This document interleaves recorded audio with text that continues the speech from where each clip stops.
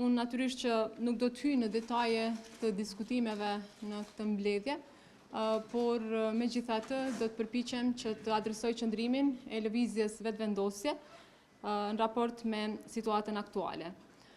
Besoj që të gjithë pajtoheni që nuk ka pasur një rast të tillë të ngjashëm në të kaluarën. Pra nuk ka pasur një rast të tillë ku Kosova përballet ndoshta me jo vetëm një palë zgjedhje të jashtëzakonshme, dhe këtu pra nuk e kam fjalën për ballotazhin për zgjedhjet komunale, por për zgjedhje të jashtëzakonshme dhe në anën tjetër për zgjedhje po ashtu të jashtëzakonshme në qoftë se nuk arrim që të kemi dakordim për presidentin apo presidenten e vendit, pra për emrin e përveçëm. Dhe në këto rrethana, natyrisht që Kuvendi i Republikës së Kosovës duhet ta marrë përgjegjësinë raport me situatën. Pra janë 3 çështje të cilat u përmendën edhe nga kryetari i kuvendit. Së pari është buxheti për RTK-n. Për neve është e papranueshme që punëtorët e radio televizionit Kosovës të mbesin pa paga. Me një kontribut të vogël të deputetëve të Kuvendit të Republikës së Kosovës, kjo çështje do të mund të anashkalohej, gjithësisht të adresohej në mënyrë të përgjithshme. Së dyti, sa i përket buxhetit për 3 komunat, që është komuna e Prishtinës, Gjilanit dhe në anën tjetër e Zubin Potokut, dhe së treti, buxheti i Republikës së Kosovës për vitin 2026. Pra, buxheti mund të shfrytëzohet deri në shkurt të vitit të ardhshëm.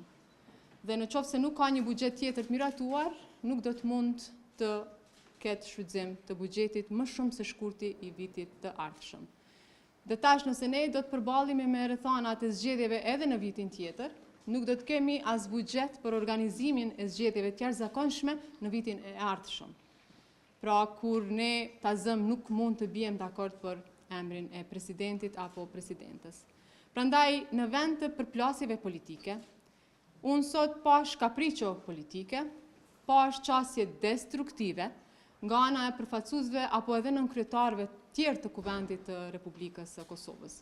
Pra, në vend se me situatën aktuale të ishim të gjithë të unifikuar dhe të shihnim se cila është mënyra më e mirë për të adresuar, gjithnjë duke pasur parasysh që ne nuk kemi pas një situatë të cilën mund ta marrim si praktik, pra në të kaluarën, ne u përpiqëm maksimalisht që të jemi konstruktiv, të shprehim qëndrimet tona.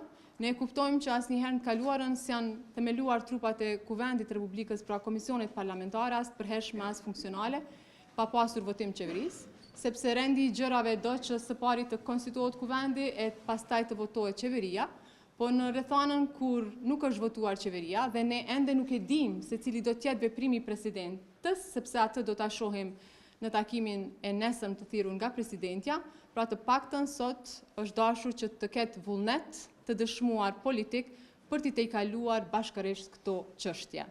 Pra, ky nuk është buxhet i Albin Kurtit, as i vetëvendosjes. Nëse ka një natë me kryeministrin Kurti apo me lëvizjen vetëvendosje, unë sot i ftoj që të reflektojnë, që të heqin dorë nga këto inate, sepse po bëhet fjalë për qytetarët e Republikës së Kosovës, e si përfaqësues të tyre, natyrisht që do duhet të ishim në nivelin e detyrës tonë.